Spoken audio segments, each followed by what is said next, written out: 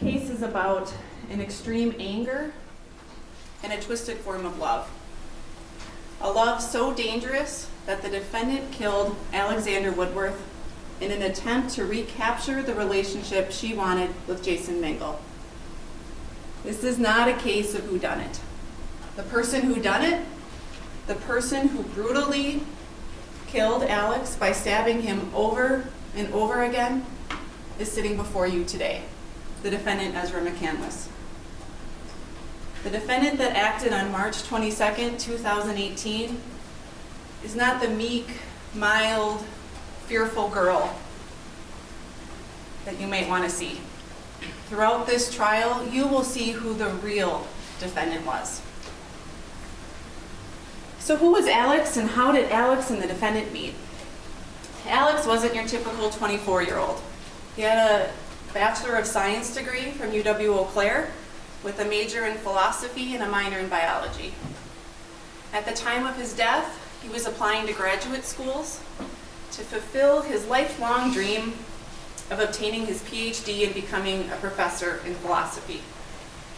In many ways, reading philosophy and writing about philosophy was a big part of Alex's life. Alex spent hours upon hours reading books, reading different philosophy books, and writing about those interpretations in his journals. In fact, those journals will be used in this trial in an attempt to show that the defendant was afraid of Alex. However, when you don't take bits and pieces out of context, when you read the whole journals, you will realize that these are philosophical musings of a young man who wanted to be a philosophy professor. And in fact, the evidence will show that it was the defendant who sought out Alex on the date of his death. Not once, but twice that day. Alex spent most of his days at Racy's coffee shop in Eau Claire.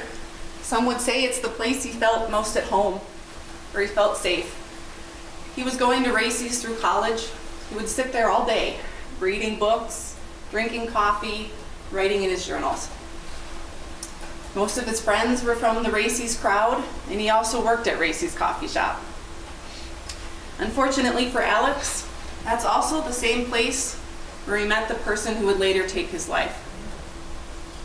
The defendant and Alex met in October of 2017, and shortly thereafter began dating.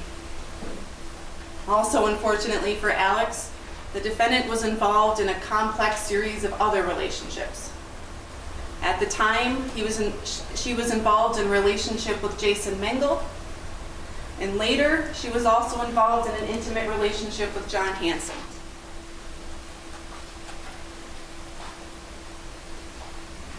You will hear information regarding these relationships throughout this trial in the months leading up to Alex's death. And the reason why you are hearing these is to gain insight into the defendant's state of mind and what drove her to her actions on March 22nd.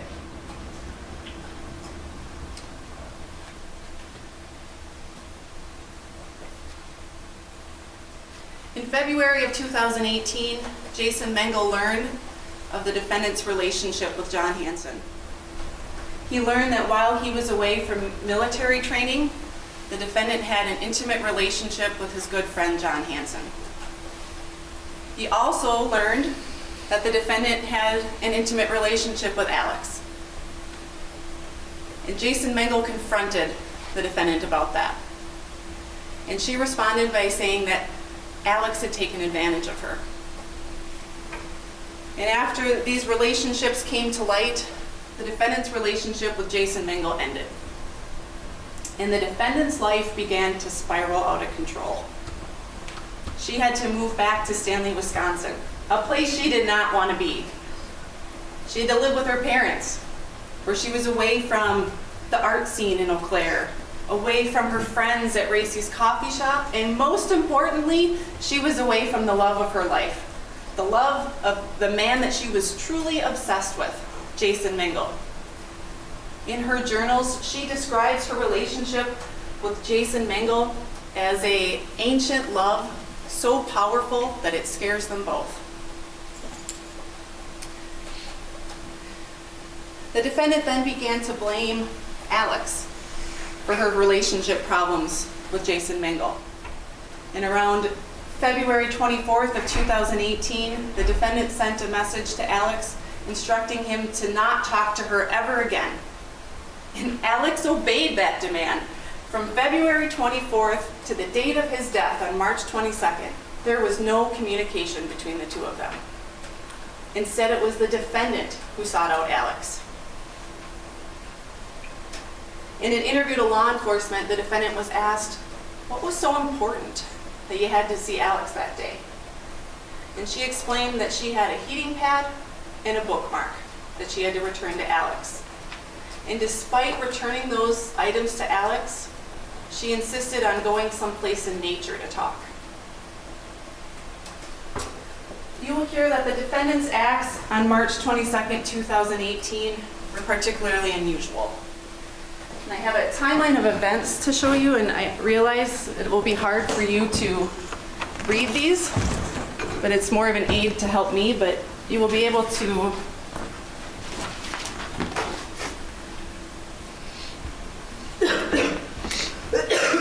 should be able to at least see the pictures. So on that day, the defendant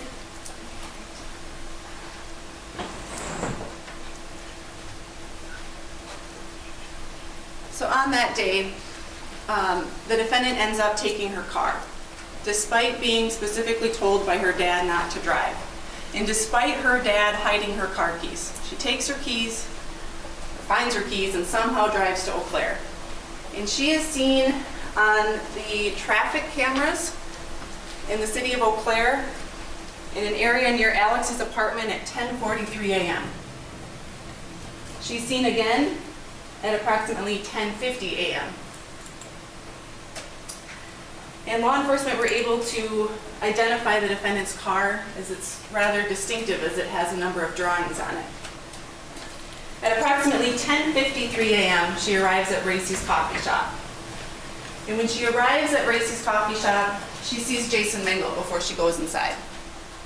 And Jason Mingle will later tell you that he sees a fire in her eyes. The defendant then goes inside Racy's coffee shop, buys a cup of coffee, and leaves a tip. While for most defendants that wouldn't be unusual, for this defendant, she very rarely paid for her coffee. She either got free coffee or got someone else to buy it for her. And she certainly never left a tip. The person serving her coffee that day describes her appearance as different, and that she was disheveled, she wasn't wearing makeup. The defendant then leaves and goes to Max Martinson's house to do some sort of art exchange. And then she comes back to Racy's. And during this time, her ex sort of boyfriend, they were on shaky ground, gets particularly concerned. He recalls seeing this fire in her eyes, and he has a bad feeling. He also realized that the defendant had been doing some journaling about feeling taken advantage of and feeling like she had been assaulted. Jason also remembered that the defendant said that she felt like her voice had been taken and she wanted to get her voice back. So Jason Mingle, he gets concerned and he decides to go on his bike and he starts to head to John Hansen's house. And as he goes to John Hansen's house, he remembers, oh no, John Hansen moved, so he goes to Alex's house. So he rides his bike to Alex's house, and when he arrives, he sees the defendant's car in the driveway at Alex's house. The car is running, the door is open, and music is playing. Jason Mingle gets concerned again. So he decides to go sort of across the street from where Alex's house is. He's sitting at a picnic table, smoking some cigarettes, and then he decides, I'm gonna just go in Alex's house. So he goes in Alex's house and learns that everything's okay. And as he's exiting Alex's house, he is confronted by the Eau Claire police. So a janitor who had watched Jason Mingle while he was smoking some cigarettes thought this was unusual. So the police come, and Jason Mingle describes to them, this bad feeling, the fire in her eyes, and then the police go and talk to the defendant and Alex. And the defendant specifically tells the police everything's fine. She doesn't mention that she's afraid of Alex or fearful of Alex.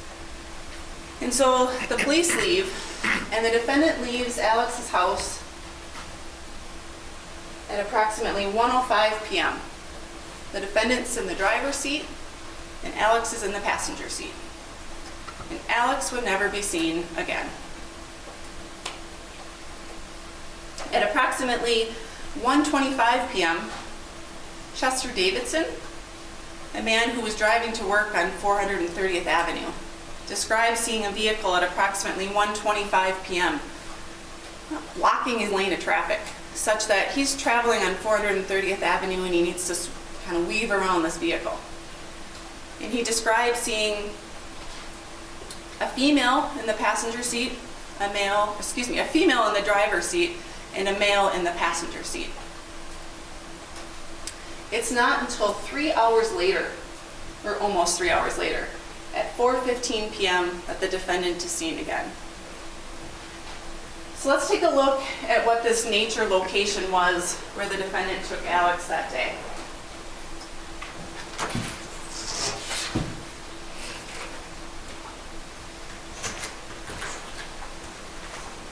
So this was a narrow field drive in a very rural part of Dunn County, a place where no one could see or hear what was going on.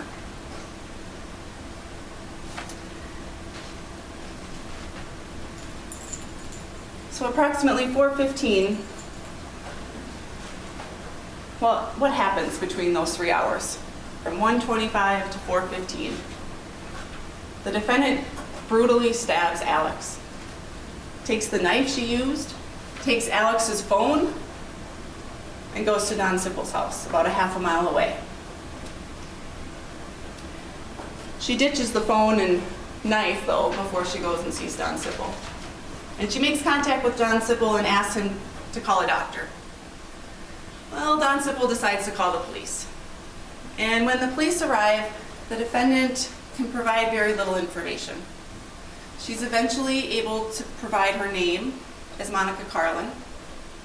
She's able to describe that she's been attacked by an unknown person or persons.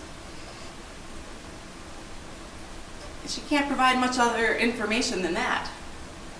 But when asked if there's anyone they can call, she's able to say the name Jason Mengel. So the defendant's taken by ambulance to Mayo for an evaluation. And during that evaluation, she's examined from head to toe for any injuries. And the injuries that Dr. Tillotson, or wounds if you want to call them that, I guess, that Dr. Tillotson observes are some scratch marks on her left forearm that have the words B-O-Y carved into her arm. On her left palm, 3 slight superficial lacerations or scratches on the palm of her hand.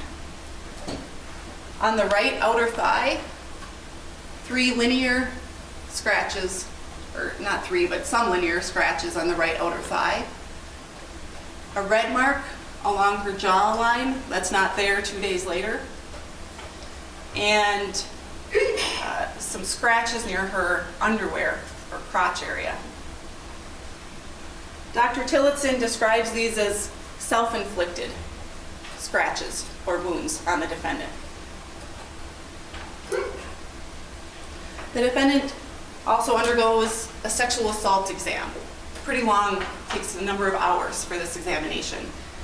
And during that sexual assault exam, she's again unable to provide very little information. But when asked, how did this B-O-Y get carved into your arm? The defendant states, Alex did that to me. When asked what's the last thing she remembers, she states, being at a park with Alex with a frog statue.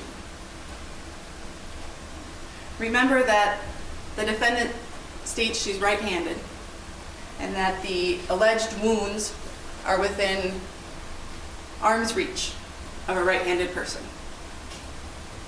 The defendant is then talked to by Deputy Emmer Shields, and Officer Corey Reeves of the Eau Claire Police Department. And she again tells them that Alex carved boy into her arm. And the last thing she remembers is being at a park with a frog statue. And Officer Reeves from Eau Claire realizes or believes that this is Owen Park. The next day, on March 23rd, 2018, the Eau Claire Police Department gets concerned. Alex is missing. And so Detective Prock goes and talks to the defendant. And during that interview with the defendant, she is less than forthcoming. She's able to describe what happened earlier in the day. And then she's able to describe leaving Alex's house. But after that, she says everything just kind of goes blank for her. She remembers being scared and walking to Don Sippel's house. She has no idea. She makes no mention of stabbing Alex, no mention of Alex being by her car. And so Detective Prock, after that interview, decides to go back to Don Sippel's house. He and some other investigators decide to be proactive and try to find Alex. And they see that narrow dirt road. And as they go down that dirt road,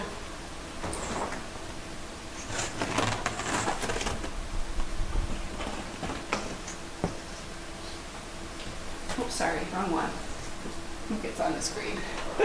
They see Alex's body hanging out of the back of the vehicle.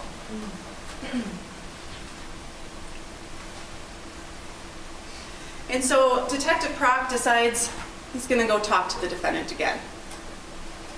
So they begin their interview, and Detective Prock asks about the defendant's relationship with Alex. And the defendant describes that they were friends, and then their relationship turned sexual. And even though it was consensual, they had a consensual sexual relationship, it just felt wrong to her.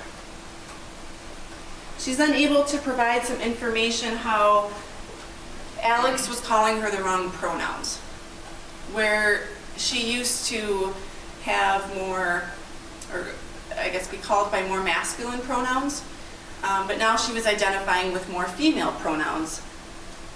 But Alex was continuing to use the masculine pronouns. And then Detective Prock asked her again about the boy, B-O-Y, carved into her arm. So let's take a listen and see what she has to say about that. Alex been talking using pronouns that weren't my pronouns. What again?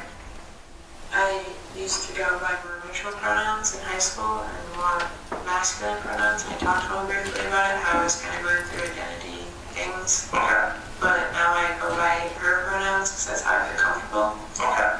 But he kept using the he pronouns because he preferred it. Okay. And he used to call me boy a lot, stuff like that.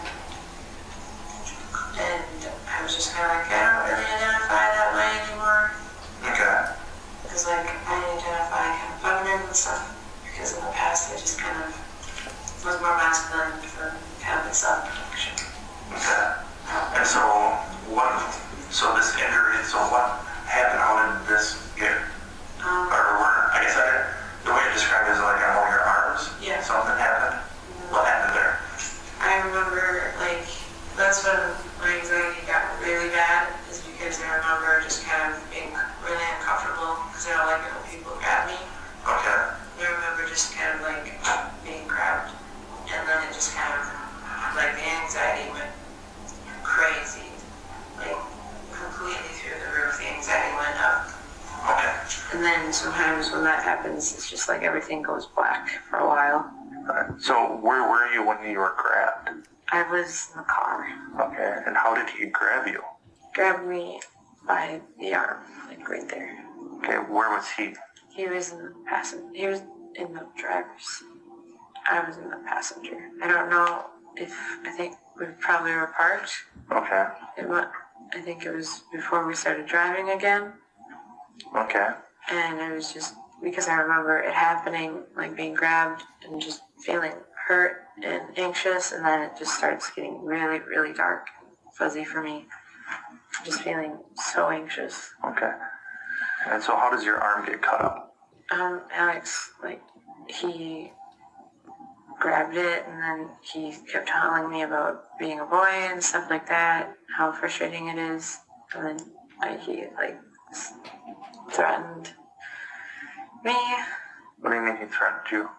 He didn't say he was gonna do something, but he grabbed me and started doing something. What do you mean he started doing something? He started carving something in my arm. Where is this on your arm? His arm. Can I see? And so after that conversation, Detective Proc asked the defendant, I know you had a sexual assault exam. Do you believe that you were sexually assaulted? And the defendant responds, well, she doesn't know. She just... So, one of the questions I have is, after this incident, did you do anything to yourself? Sorry. And so he asked her about, do you think you were sexually assaulted? And the defendant says, well, I don't know. I just thought that maybe I was sexually assaulted because my pants were cut near my crotch area. And then Detective Proc confronts the defendant. He tells the defendant, we found your car, and I think you know what happened. And the defendant responds in the same interview, yeah. The defendant is unable to say and provide a detailed explanation of the stabs that she made on Alex's body, the different locations, as well as a detailed description of the sequence of events that happened that day. And then Detective Proc asks her, are you sure you Alex carved boy in your arm? So let's listen to what she says during this time.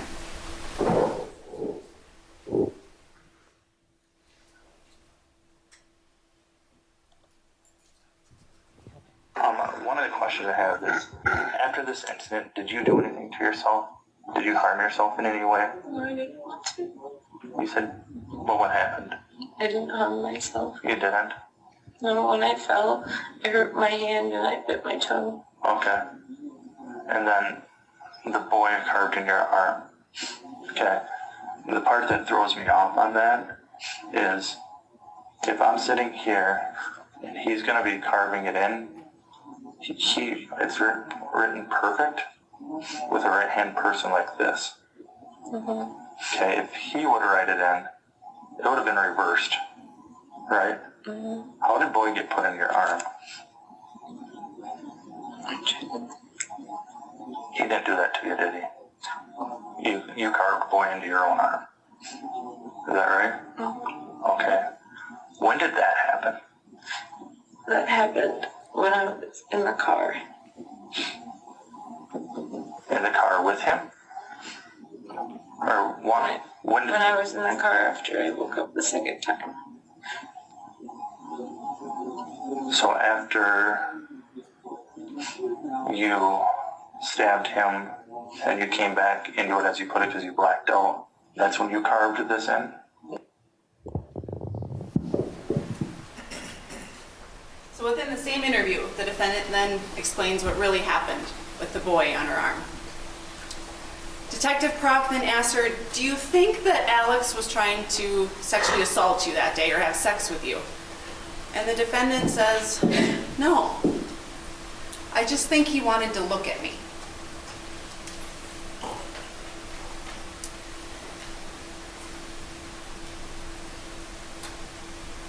Ladies and gentlemen, this was not a knife fight, as the defendant would like you to believe.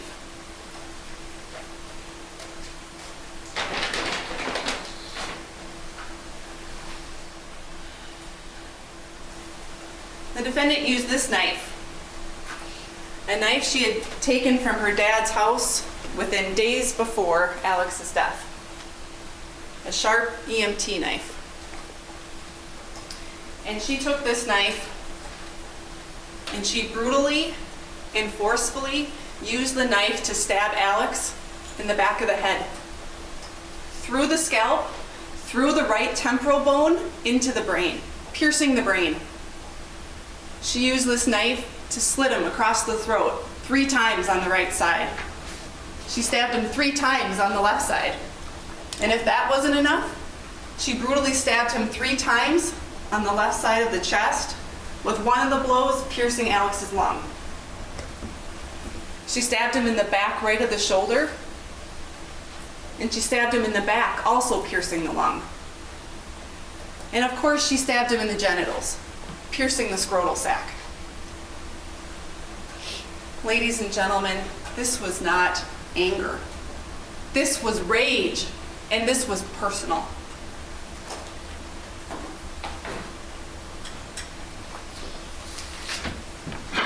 Even after Alex has been stabbed 16 times, does she use Alex's phone to call for help? No. She has the time and apparent presence of mind to carve B-O-Y into her arm. And why does she carve B-O-Y into her arm? In her very own words, so she wouldn't forget. Because she felt bad, and so she wouldn't forget. But moments later, when she walks to Don Sippel's house, she forgets. She forgets everything that happened. The physical evidence and the DNA evidence in this case are important as they contradict the defendant's statements. The defendant describes with detail during her interview with Detective Kroc that as she was stuck in the mud in that nature location, as she called it, she was looking for something to get some traction under the car. And she realizes that Alex is behind her with the knife. And so then she kind of rolls over onto the back seat of the car, and Alex is cutting her clothes. And she claims that she's able to grab the knife and forcefully take that knife by grabbing the blade, despite having scratches on her left hand, despite the fact that she's right-handed too. And she claims that the majority of the fight happened inside the car.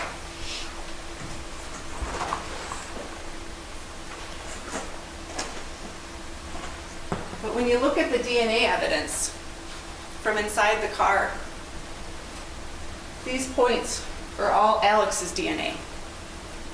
The only DNA that was found in the vehicle that belonged to the defendant was on the rear side of the door, over there.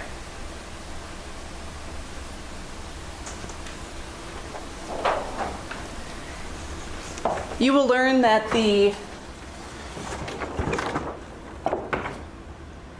results of the defendant's sexual assault exam excluded Alex's DNA on the genital and cervical swabs of the defendant's body. The only place Alex's DNA is found on the defendant's body is near those scratches by her underwear line.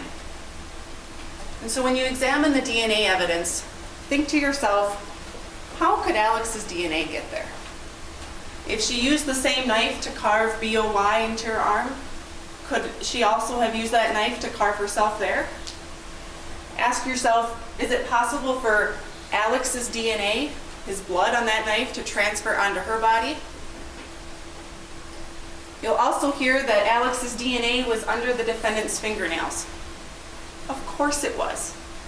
She brutally stabbed him 16 times. That blood is going to drip down the blade of that knife under her hands and fingernails. You will hear a lot of testimony over the next 3 weeks. This isn't like what you see on TV. We're not going to be done in an hour. We're going to be here for a number of weeks. And during that time, I want you to pay close attention to the demeanor of witnesses on that witness stand. I want you to examine carefully that testimony with the physical evidence, with the photographs, with the Instagram records, text messages. And then I want you to take the law as the judge describes and apply the facts to that law. And when you do, and when the state has met its burden of proving beyond a reasonable doubt that the defendant killed Alexander Woodworth, I will ask that you return a verdict of a verdict of guilty of first-degree intentional homicide. Thank you. It's 10 after 4. Ezra is hysterical. She's running. She's falling. She's running.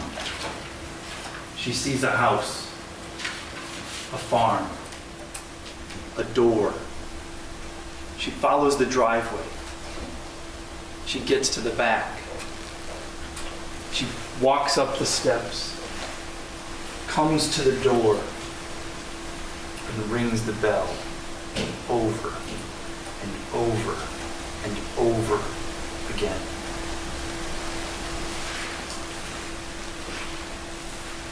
A farmer from our community sees her. She's disheveled. She has blood on her face, bloody lip, a cut on her lip, a red mark on her neck. She's wearing a flannel shirt, sweater underneath, cut open, shirt cut up, pants cut up. There's blood on her legs. There's a little blood on her front. Her pants are covered in mud. She has no shoes. Our farmer opens the door. She says, "Take me to the hospital." He brings her in, finds her a seat. She says, "I was attacked." She's in shock. She's confused. She's disorientated. He sees she's in distress. She's upset. He asks, "Who attacked you?" She doesn't know who attacked her. She doesn't know what happened. She doesn't know where it happened. She doesn't know much. She doesn't even know her name. I don't know, I don't know, I don't know, I don't know. Our farmer calls for help. Let me take you back in time a little bit. A couple of hours before. 10 minutes to 1. Ezra is at her ex-boyfriend's house. She's going there for a conversation. Conversation to confront him about their past relationship and how he treated her. A conversation for closure about how they've broken up. A conversation to perhaps continue their initial friendship, but without the sex. No rough sex. And they're talking in his house, and they're interrupted by a man named Jason Mengel, 35-year-old man who was outside looking in, checking up on this young woman that used to live with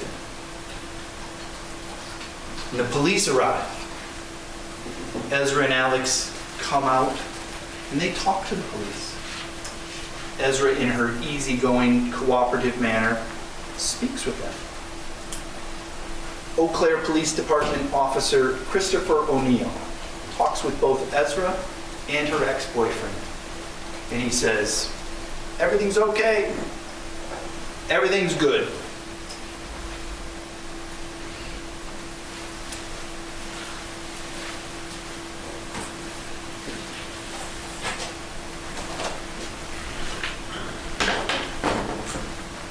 $12.50. Everything's good. 4:10. She's suffering from what our experts say is post-traumatic stress disorder.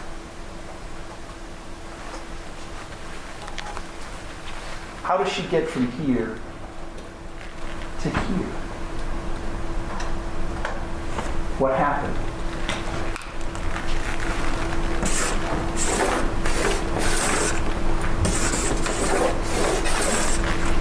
That's what this case is about.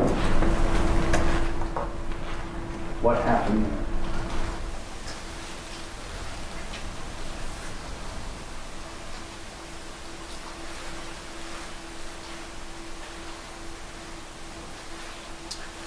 Ezra and her ex-boyfriend are out in the middle of nowhere. Her car is stuck in the mud. While it's the middle of nowhere, it's a place familiar to many. She's on her back, in the back seat of a car. Her ex-boyfriend holding her down with his weight. You came back. You still love me. He takes off her glasses, puts them in the back window well. He touches her. Ezra is beautiful. Ezra is handsome. Ezra is my shining star. They're in this back seat with him on top. Her head is to the passenger side. Her feet are near the open door. There's one open door. It's on the driver's side. As he's on top of her, he takes a scarf and he covers her eyes. Now, he's done this before. When they've had sex in his apartment in the past, she's agreed. He's done that before. But even when she agreed, it was unnerving. In the darkness that he created, he pushes forward, forces himself on her, and he kisses her. She turns and says no. He keeps touching her. You abandoned me. You owe me this. He's touching her. She's tense. Her body is not moving. She regresses in her mind to the times in the past and thinks, let's just get this over with. Then he starts cutting. He has a knife. Takes her sweater. And he starts short, slow, methodical strokes, and he cuts her sweater.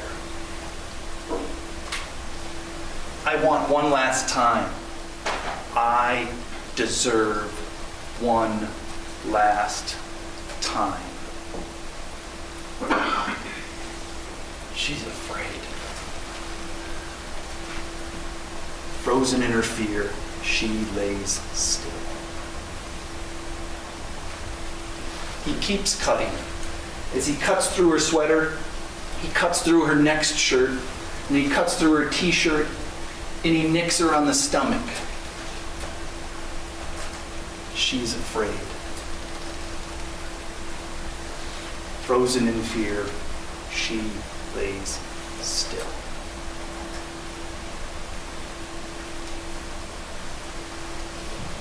He's never cut her before. He's cut her clothes, but he's never cut her before. He moves down. He's cutting her pants.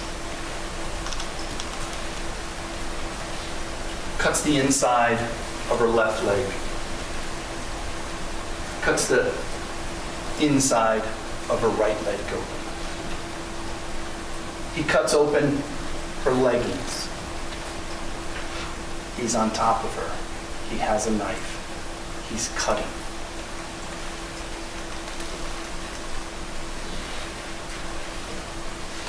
She's terrified. Frozen in fear, she lays still. Her boyfriend, her ex-boyfriend, Alex, she knows him. She knows that he is a nihilist. And you'll hear about that. He believes life has no meaning. There are no consequences for one's moral actions. She has been back in his apartment before. She's heard his ramblings on about Kierkegaard and fear and trembling. One of his favorite things to tell her about was the story of Abraham and Isaac. The story in which Abraham was gifted a son, Isaac. And Abraham loved Isaac more than anything, anyone in the world. But there came a day when Abraham was asked to sacrifice his son. So he took him up in secret, didn't tell anybody else. And Abraham takes his son Isaac out to go and kill him. God intervened and saved Isaac. Ezra did not want to be his sacrifice. She's heard his ramblings before, where he's read to her from his journals, read to her while they were having sex. I've half-heartedly tried to isolate myself from you, afraid I would taint you, yet I love you. I am sorry for this failure on my part. I know my touch would kill you, yet I reach out. That is my sin, the violence of my flesh that I lack a soul to correct. She knows of his writings about consent. His writings, merely doing as one will sexually makes consent irrelevant. She would hear him repeat over and over and over again his personal mantra: love and do as you will.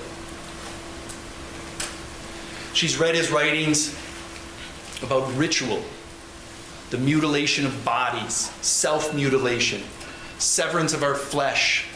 Faith demands that we take a razor to our ownmost. She's read of his fascination with violence. The secret is not avoiding the violence, but living with it. She knows of his captivation with cannibalism. All are contaminated with violence and vulnerability. He writes about eating and being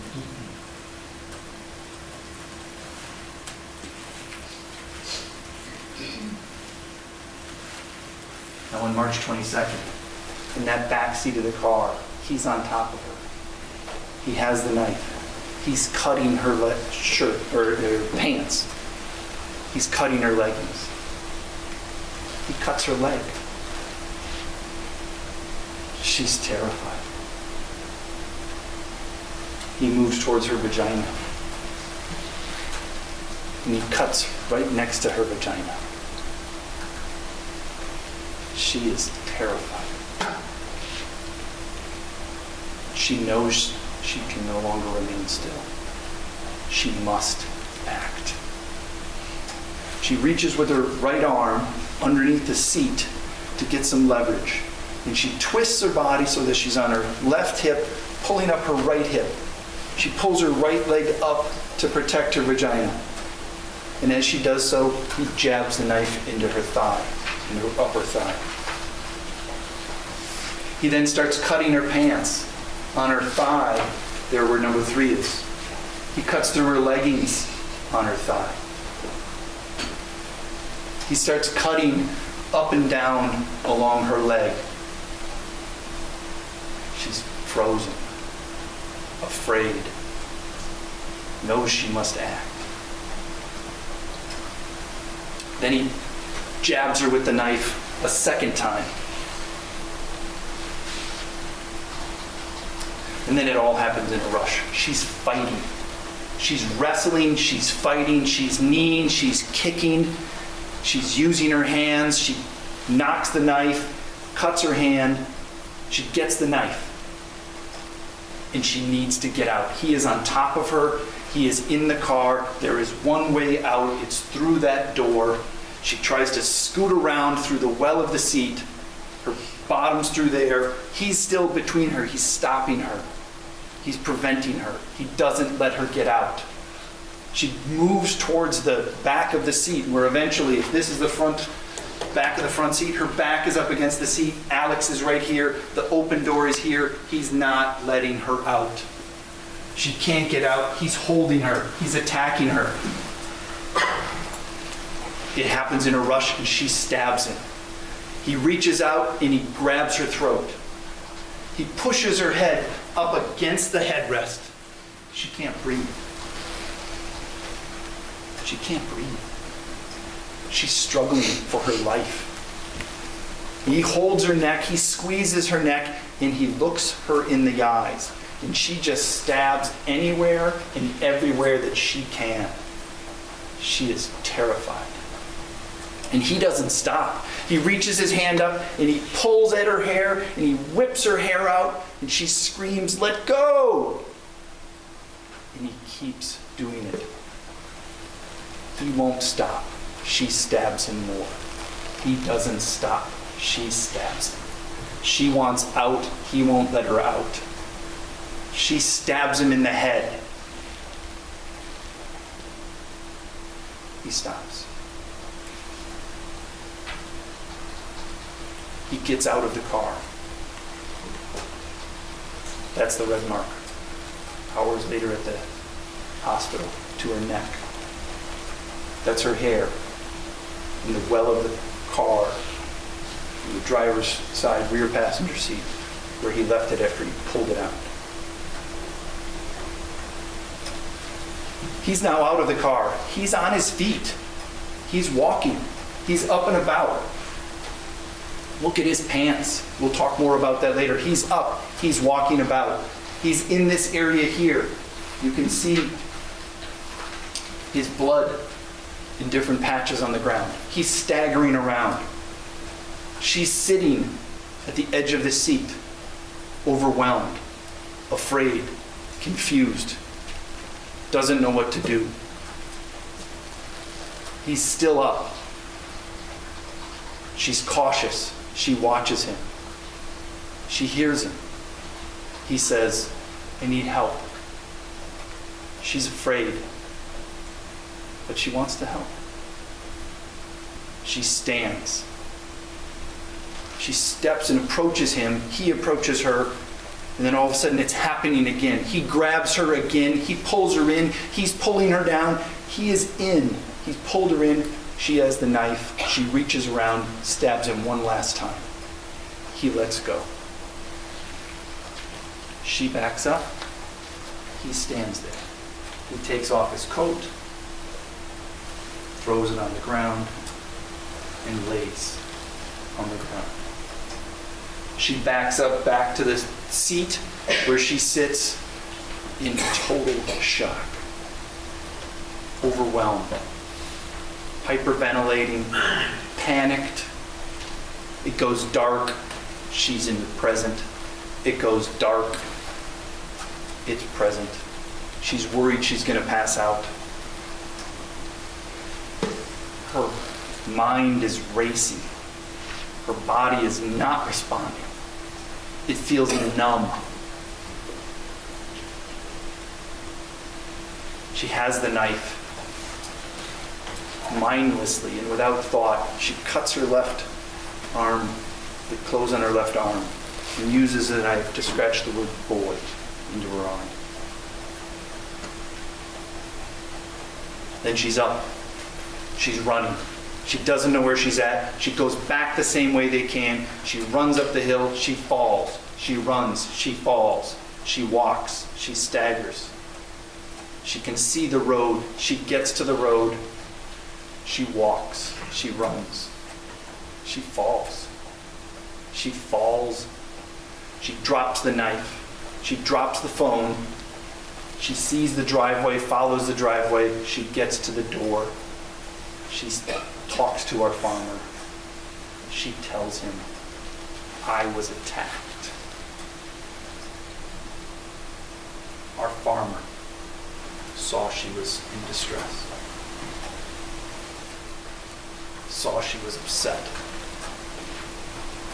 He gave her help. What happened here?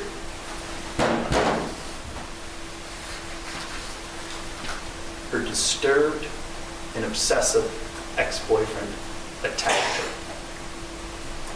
cut her, strangled her. She fought to survive.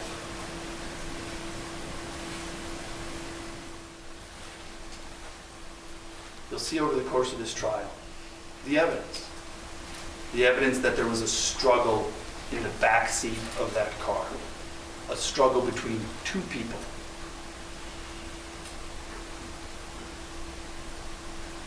That's not going to be the main issue that you're going to need to decide, I submit to you. Question that you're going to have in your mind is not whether she believed it, but whether her beliefs were reasonable. In order to do that, for you to determine that, you need to know more about Ezra and Alex. So let me give you a brief, quick, maybe not as brief as we like, overview. Ezra was born in Stanley, Wisconsin. Her mother, Rose, was a teenager, 14, 15 years old. Ezra's father is not a part of their life. Rose raised her there on her own while trying to juggle parenting as a teenager in high school. She eventually finds, let me back up for a second, when Ezra is born, Rose has her daughter. She names her daughter Monica. And her and Monica are the two in the world. Eventually, Rose and Monica, Rose finds Joe Shane Carlin. And Joe Shane adopts Monica. And she becomes Monica Carlin. She grows up in that house with Rose and with Joe Shane. I'm not getting too much into the details now, but what she'll tell you, what she's told others, is living with those two in that household was like two tornadoes in the house. That relationship is tumultuous. When she's 12, they divorce. Ezra is in high school. She doesn't feel comfortable in her body. It doesn't feel like it fits with who she is. She starts exploring other names, using other pronouns. She tries out Timothy. It doesn't really work. She uses neutral pronouns. At some point, she changes her name legally to Ezra McCandless. She finishes high school. She goes away to college for a year, and then she comes back. It's the summer of 2017. She's in Eau Claire. She happens upon this coffee shop, Racy's, where she meets people. One of the first people she meets is Jason Mengel. Ezra is 19, and Jason, a 34-year-old medic within the, I believe it's the National Guard, starts dating her. They start having sex. She moves in. During this time, she's going to Racy's quite often, and she meets other people at Racy's, one of which is Alex Woodworth. And over the summer and the early fall, her and Alex develop a relationship, a friendship, based upon these non-traditional ideas. He's accepting of Ezra's fluidity along the gender spectrum. He also has some odd ideas. He tells her right away about his journals, his fascination with violence, his captivation with cannibalism. And she finds this kind of a yang to her yang, right? She thinks of herself as a positive, glowing, and here's this interesting man who has these negative philosophies. And they get along, and they talk. But at this time, she's still dating Jason, having sex with Jason. There comes to be a time in the fall where she's throwing up every day, all the time. She starts to figure out, maybe I'm pregnant. She takes a test, and sure enough, she's pregnant. She's 19. Her mom told her one thing is, don't get pregnant when you're a teenager. You can't have a kid when you're young. She doesn't talk to her mother. She doesn't talk to her adopted father. She goes through this in her own mind, sometimes with Jason, who may or may not be supporting her in the way that she wants. And eventually she decides she needs to terminate that pregnancy. She drives to Minneapolis on her birthday. She turned 20. The day she decided to have an abortion. And after that, she gets home and she's recovering, as you would imagine anyone is, after such a procedure. Jason, not there anymore. He's not there to support her. He's sleeping on the couch. Their relationship in public may seem as if they're girlfriend-boyfriend, but he doesn't want any part of her anymore. In fact, at some point, he physically leaves.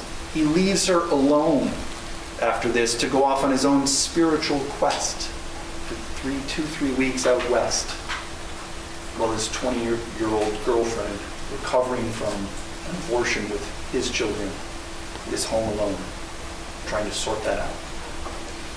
During this time, she seeks solace from others. And her and Alex get along really well. They talk. He's accepting of her regretful decision. He's accepting of her. He listens. The relationship is intense. And at some point in November, it turns sexual. She's living with Jason. She's having sex with Alex. Her and Jason are no longer in the same bed. They are not intimate. Her relationship with Alex continues to grow in intensity. They don't see each other all the time, but they're at races, exchanging journals. You'll see her doodles in his journals, where she learns about some of his philosophies. And in the beginning, sex is rather vanilla. He likes to have sex with her when she's in the prone position, because she comes to learn that he likes that look upon her in the back, in which she looks more masculine. The sex grows in intensity, becomes painful, becomes rough. Sometimes she just goes along. Sometimes she says, "No, that hurts, stop." And he doesn't listen. And she just goes along. Come January, juggling these two, Jason and Alex, Alex wants more of a commitment from her. Alex says, "I want you to be mine, only mine." She's like, "No, this is getting too intense. I can't do that. I'm not ready to do that." And Alex says, "Well, if I can't have you, I don't want to be here." And he calls her up and he tells her that he attempted suicide She comes over and she sees him in January where he had taken a knife and he'd cut his wrists. He tells her about what that meant to him. He tells her about how easy it was to use that knife because he says he likes suffering. He doesn't feel pain. And she's conflicted. Jason is actually there with her. Jason helps to bandage up Alex's arms. And she's conflicted and she's back again saying, okay, I will continue to be with Alex. During this time, she reads different portions of Alex's journal.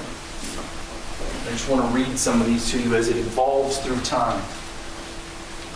In November, Alex writes, I was further contaminated. This is all mutated. I wanted to be happy, but felt unworthy. I wanted to be loved, but refused to believe it possible. I wanted to be alive, but lacked a heart. And you hurt me. I hated myself through you. And you were a living death. Everything I said came to be a lie. I had to escape the monster I became with you. You did not deserve it, nor did I. Later in November he writes, I mistook the innocent play, your desire, for my hunger. I saw cannibalism where you asked to be seen erotically. Again in November, I destroy what I find. I break things apart to see what they're really made of, for better or for worse. I have a habit of breaking people's lives, of destroying and analyzing them. I am attacking this for the sake of my sadism.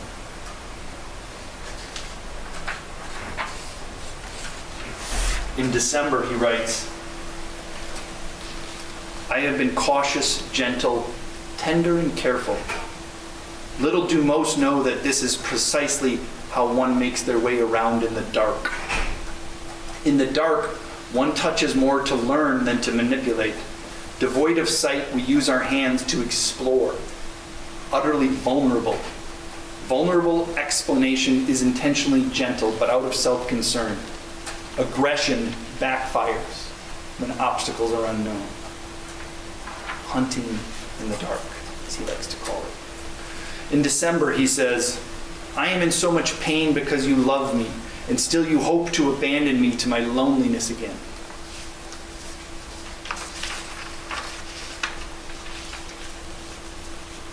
In February, as their relationship is dwindling. For to give purely to suicide can involve a cessation of violence. But it is the obligation to not die oddly. I must commit violence against another. Other to provide for this demanding other. This forces me to murder in order to provide. I am doing it either way.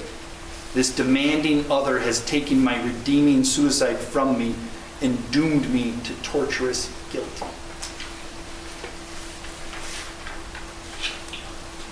That's her ex-boyfriend. She doesn't want to commit fully to him. She doesn't get the solace that she needs from Jason. Jason leads sometime in February to go off on his National Guard duty. She's not hitting it off with Alex. They have another friend, a John Hanson. And John Hanson and her get together. John Hanson is older.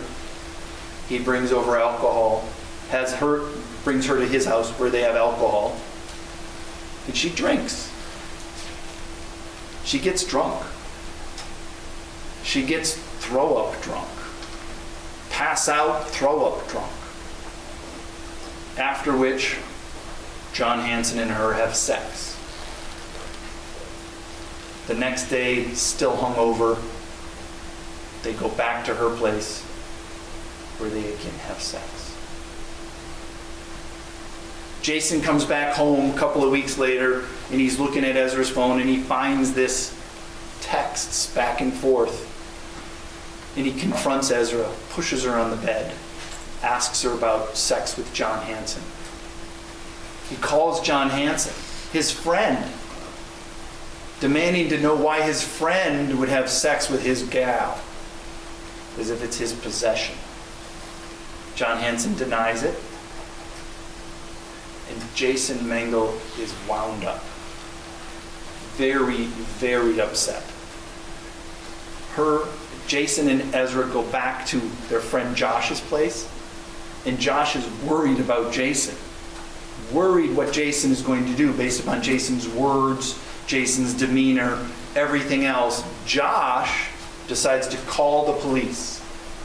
I'm worried about what Jason might do. So the police are called. The police come over and they start talking to Jason like, what's going on? What are you so upset about? And Jason says, my girlfriend was sexually assaulted. The police ask to talk to Ezra.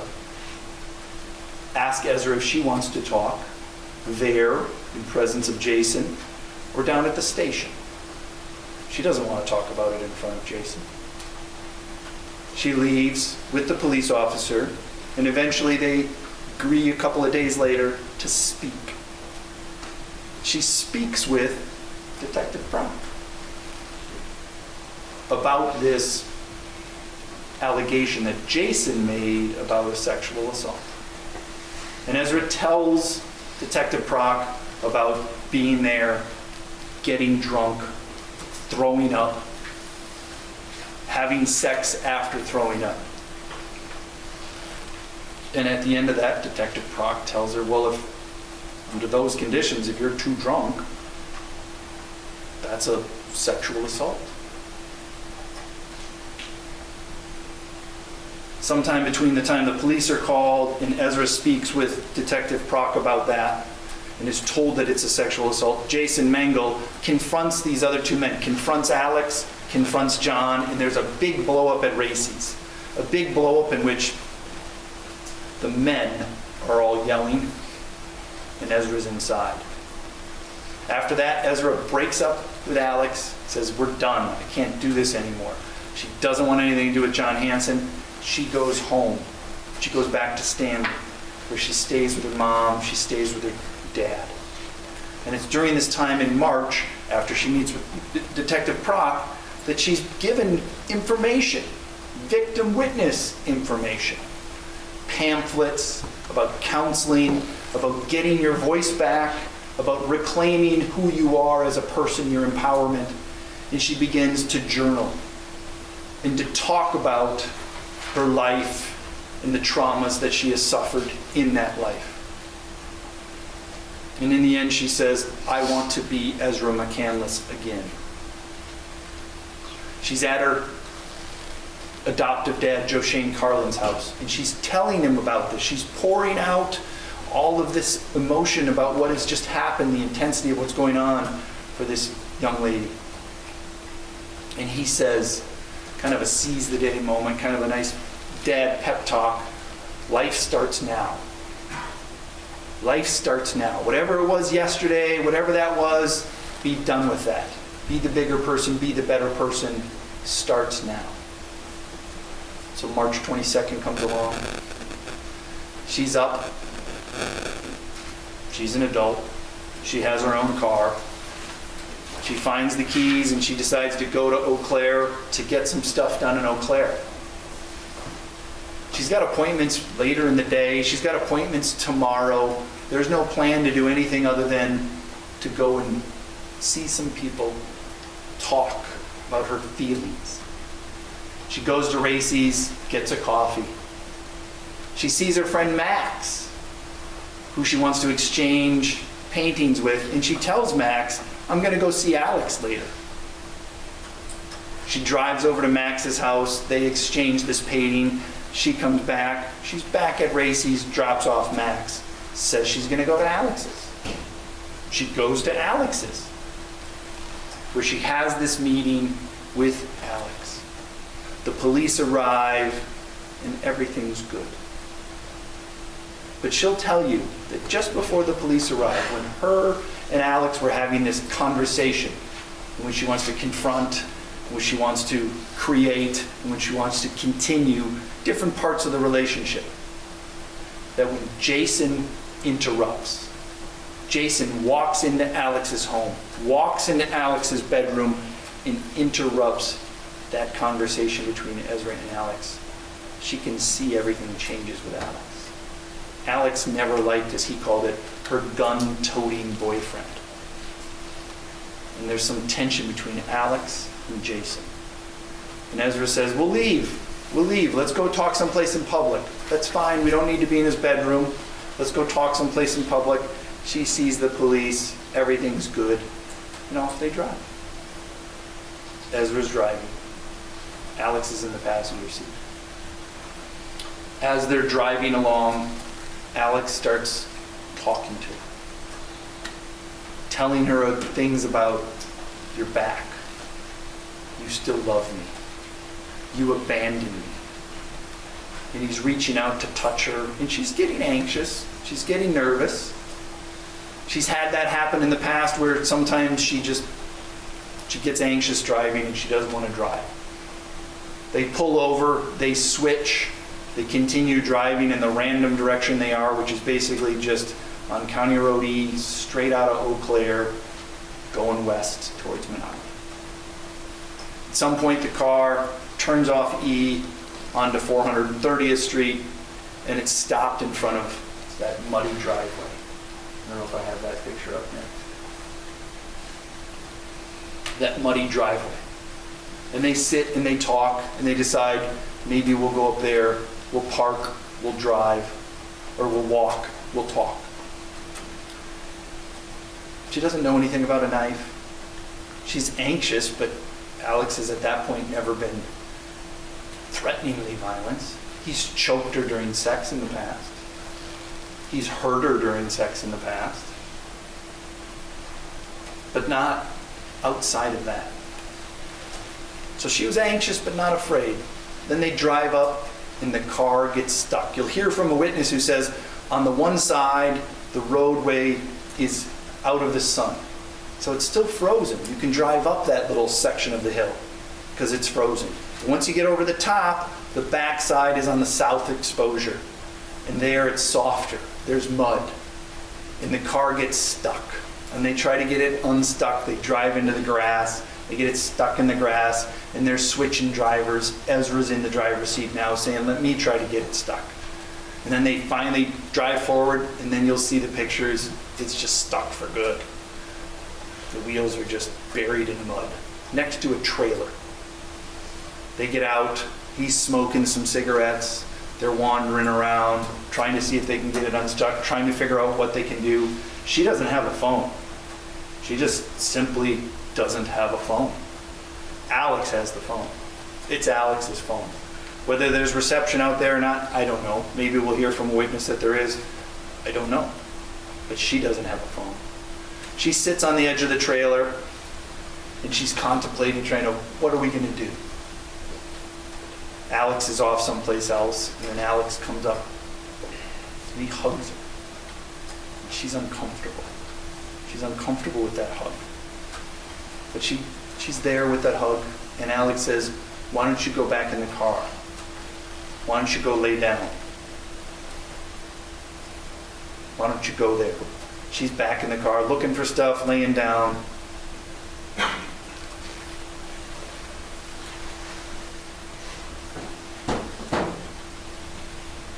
And then that begins.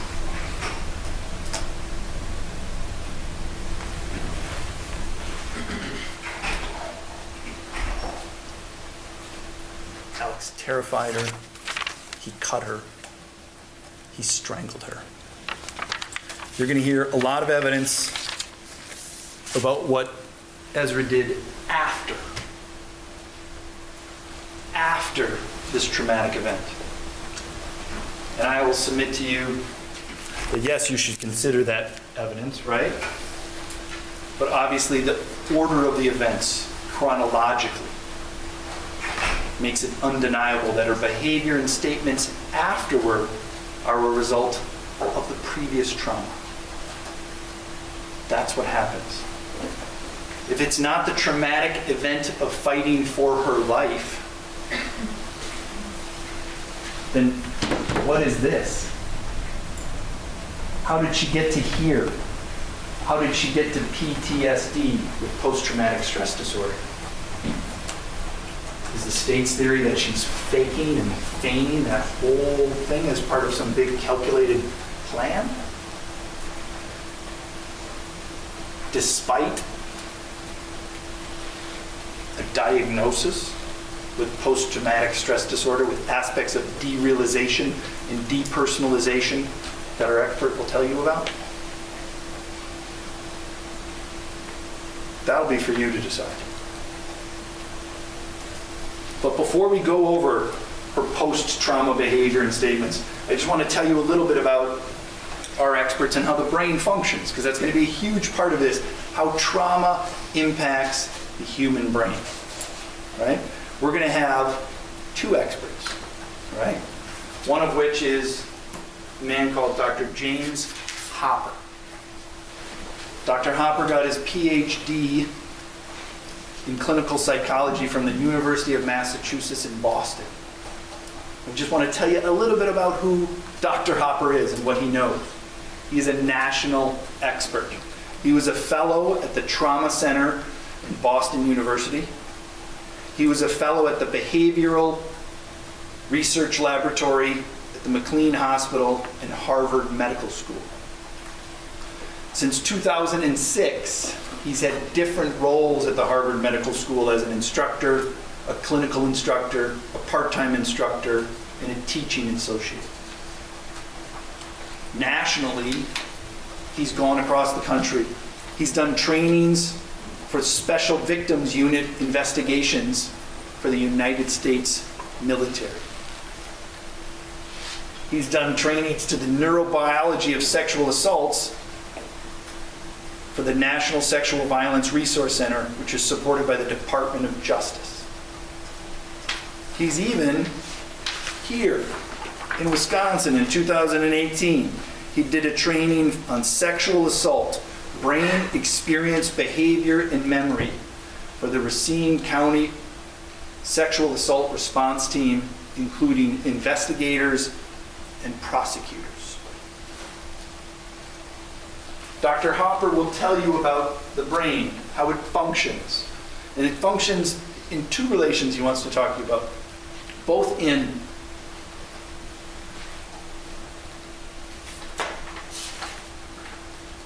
the results, I think, and in the memory. So that is how we respond, how our brain responds to trauma, and how our memory is affected by trauma. He'll talk to you about parts of the brain that I don't want to go into right now because I don't know it as much as he does, but he'll tell you about the prefrontal cortex where we make decisions and it's our rational place where we think. He'll tell you about the amygdala, I point but I don't know where it is. The fear circuitry of our brain, which when under attack takes over and incapacitates the prefrontal cortex of your brain. He'll tell you about the hippocampus and how that impacts memory as well as response. I want to make sure that I get this right, so I want to read some of the things that he'll say. He'll tell you people react to assaults in a baffling way, sometimes even the total opposite of what we'd expect. A traumatic event can rapidly and massively alter brain functioning by impairing rational brain regions, leaving us only reflexes and habits, the amygdala, the fear circuitry. And the trauma also affects what we remember. After a traumatic event, the survivor's memories can sound confused or unbelievable. And the memories survivors do have can be fragmentary. Some can be in great details, others not at all. Others jumbled and confused. He'll talk to you about the effects of stress on memory formation are time dependent. So when under attack, after suffering a trauma, your attention goes to certain details, but the peripheral details go away. And one of those details that goes away is time sequencing. The chronology of events is often hard to keep track of when your brain is under attack. Lastly, Dr. Hopper will testify that based on his review of the case materials, and in particular his review of some of the statements that Ezra has made, the statements that Ezra made to Detective Prock on March 23rd and March 24th, that her statements are consistent with those principles of the brain being under attack and the concepts regarding trauma and memory. He'll tell you this is a classic example of trauma memory processing over time. You'll also hear from Dr. Steve Benson, a local psychologist. He's from Wausau. He's on the Wisconsin Forensic Unit. He'll tell you about how that's he's on the group of people that when the judges need to appoint experts for certain things in forensic psychology, he is on that short list. And he's seen Ezra at least 3 clinical interviews and a 4th time that he's met with her. As part of the clinical interviews, he's also gave Ezra multiple psychological tests, including tests to check if she is feigning or malingering. His professional opinion is that she is neither feigning nor malingering. Dr. Benson's clinical diagnosis of Ezra includes PTSD with depersonalization and derealization. Those are parts of a dissociative disorder in which somebody is confused, shocked, or as in this part, doesn't even know their own name. They're not orientated to time, place, or situation. So again, just to get us back, his clinical diagnosis is PTSD with aspects of depersonalization and derealization. He'll tell you how his opinion is supported by other aspects of reliability, including inter-evaluator reliability, as well as multiple testing dates over long periods of time that demonstrate reliability over time. His testimony will include his opinion that Ezra's presentation was indicative of PTSD due to exposure to threatened death, serious injury, and sexual assault on March 22nd, 2018. So keeping both Dr. Hopper from Harvard and Dr. Benson, our local psychologist, keeping those responses in mind, let's talk a little bit about the post-traumatic event behavior. First, she shows up at our farmers, right? And at our farmers, Ezra doesn't know her name or what happened or really where she was or anything, other than she says, attacked. Despite Ezra saying she was attacked, one of the first things you'll learn about is that the police immediately start asking about whether she was in a car accident or that she was on any drugs. And I don't say that to blame the police. I say that the police saw something that was unexplainable to them, and they went to things that they knew about. Car accidents and drugs. You'll see that there was a blood test that they took from her during the SANE exam. She comes back clean. No positives on drugs or alcohol. They're also part of the confusion is when they ask who did this, she says they. She uses the pronoun they, to which the police ask, were there more than one person? And it's confusing what, if anything, she says to that. She doesn't respond. But she definitely uses the pronoun they, which I submit to you that in normal conversation, probably most all of us would think that that means multiple people. But that's the pronoun that Ezra used when talking about Alex. It's the same pronoun she used when talking about Alex when she met with Detective Prock on March 1st and mentioned Alex and used the pronoun they. But nevertheless, it caused confusion in the investigation. They find an iPod on Ezra's person and they're trying to figure out who she is. And they find the iPod user's name is some old college roommate who she bought the iPod from, but it's not her. I think it was Angela Merton. She's not Angela Merton. And then she finally says, I'm Monica. I'm Monica Carlo. She regresses back to her childhood and gives them her original essentially birth name, which causes more confusion. All right? Nothing at this point is making sense to anybody. And the police, the ambulance, they're all trying to figure out what happened. But the facts that you'll hear are, she's crying. She's hyperventilating. She's vomiting. She's in distress. She's upset. Post-traumatic stress disorder.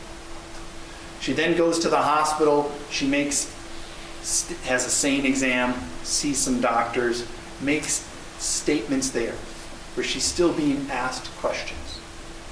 And she's giving a lot of, I don't know, I don't know, I don't know. The next day on March 23rd, the police come to see her. She's in the hospital. She's in the 3rd floor in the mental health department at the hospital. They come to talk to her. She didn't want to talk. She wasn't ready to talk. This was overwhelming. She didn't know she didn't need to talk. Nobody told her she could wait. She agreed to speak with the police, but she wasn't ready. Because of the trauma, because she wasn't ready, she didn't tell them everything. She didn't tell them what she knew. She handled it the only way she knew how in that moment. She told them she didn't remember. The next day, the police, they found the car. They found Alex. They go back and they speak with Ezra. They don't immediately tell her of their findings. They have an open conversation with her. She still didn't want to talk. She still wasn't ready. She was still overwhelmed. She agreed to speak with them again even though she wasn't ready. And because of the trauma, because she wasn't ready, she didn't tell them everything she remembered. She held back. It didn't feel safe to her. Then they told her they found the car.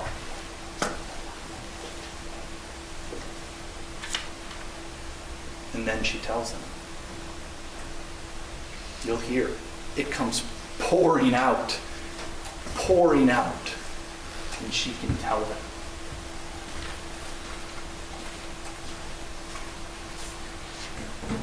Tells them what happened.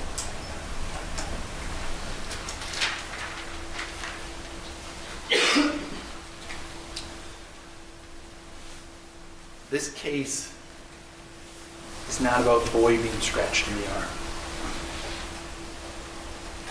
We understand everybody wants to know why she did that. We get that. But we may never know. It may be beyond our understanding.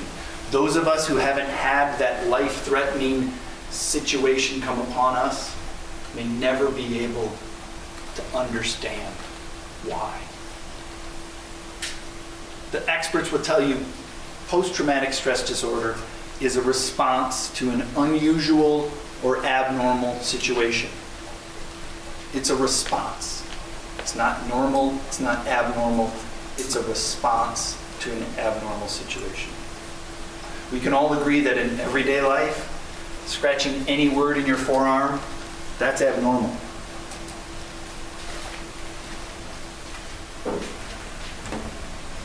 That's not everyday life.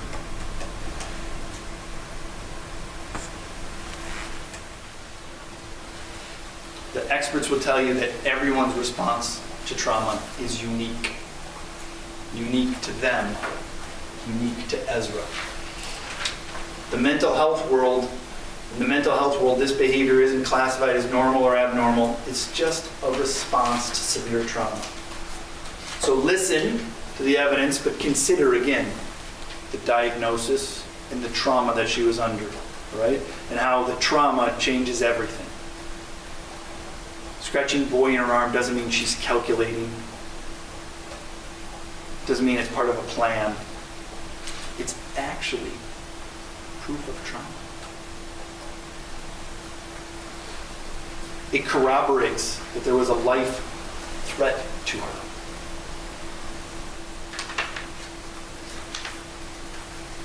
Now the state's also going to want to tell you, well, this case is about her lying about scratching that in her arm. They've already told you that in their opening.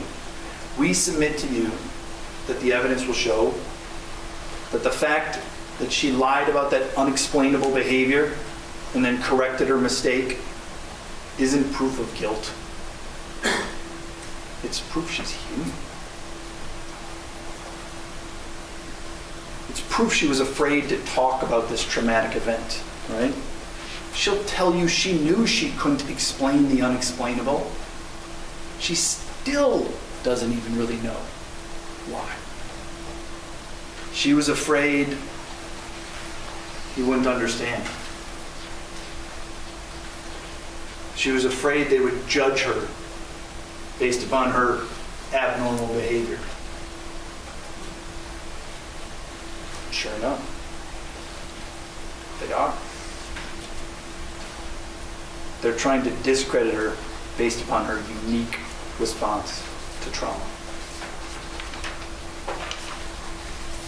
Before I end, I want to talk to you about 3 particular pieces of evidence or sections of evidence that I think are going to be important for you that corroborate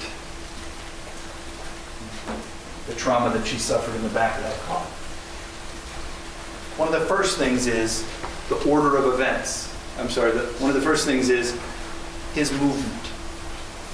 Ezra says that there's a fight in the back of the car and that he's up on his feet, moving around, and then he's down on the ground when she leaves. I suspect the state's going to contest that because when the police find him, he's not down on the ground. He's back in the car. And that's something you should consider in deciding about this number that they're going to talk to you about. 16, 16, 16, 16. Remember what she says about what happened in the back seat? He didn't stop. He didn't stop, and even when she stabbed him that many times, as you can see from these pictures, use your common sense. The evidence I submit to you supports he's on his feet. Gravity is affecting the blood in a downward way, showing that he's standing after he's stabbed. That's something to think about in deciding that this happened in the back seat. He was still up and moving, and she used the amount of force that she thought was possible, that was necessary for a man who was still fighting her. He's on his feet. Second part, her clothes. You're going to see lots of pictures of her clothes. She's got 4 items of clothing on. Outside item is a flannel shirt, big jacket. You'll see 3 pieces of evidence to show that that's the outside piece of evidence. I suspect the state's going to show you 1, pictures from her at Racy's that day that you'll be able to see she's got this flannel on the outside. 2, video from the police that saw her at 10 minutes to 1 on that same day as she's sitting in the car. She's got the flannel on the outside. 3, our farmer, Don Sipple, says that she had on a flannel. And that's important because one of the state's witnesses you're going to hear from, who took these pictures and was told by the prosecutors how to analyze the evidence, they've got the shirts all mixed up. Her outside layer is the flannel. The next layer is that sweater. You'll hear that sweater is never tested for blood. No testing for blood. We'll ask witnesses whether they observed any blood, and I submit to you the reason it wasn't tested is because nobody saw any blood on it. There's not blood on her sweater. There's blood on this shirt. right? That's the shirt underneath the sweater. So one of the things that the state's order of event is basically, their theory, as they stood up here and said, is she stabs him, and then she cuts up her own clothes, and then she runs off. We submit to you that that couldn't have happened. If that shirt isn't cut, if that shirt is together during the knife fight, where's the blood? Where's the blood on it if then afterwards her hands, as they said, which would be dripping in blood, grab the shirt to go and cut it herself? Where's the blood on it? That shirt was cut before anybody took a knife to anybody. Alex had the knife. He cut that first. You see the next shirt, which we've talked about, and it has blood on it. How did the blood get past the uncut sweater to the next layer if it wasn't already cut? That's a question that you should be asking. Unfortunately, you'll never know whose blood that is. Because despite all the other things that they're going to bring for you here to test, they never tested that.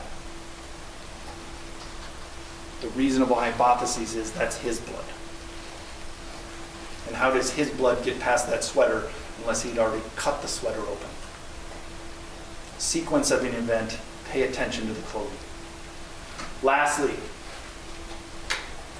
today, this afternoon, you're going to hear from Dr. Mills. She's going to tell you about the stab wounds. She's also going to talk about this injury. An injury to his knee. An injury it's an abrasion. An abrasion in which his skin has been raised. There's cuts, nicks, and bruises all over his knee. Remember his pants. They're out at the driveway in the mud. Everybody says Ezra's covered in mud. Whether there's mud or not mud on his pants is something that you'll need to decide whether it's on his knee.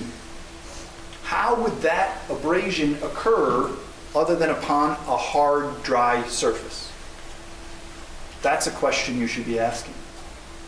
Because we submit to you that abrasion occurred in the back seat of the car, in the well of the car. He is on top of her.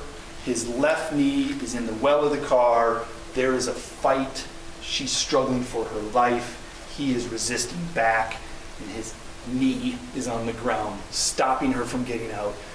That happens in the back seat of the car. That happens because there's a fight. That happens because he attacked her. He cut her. He strangled her.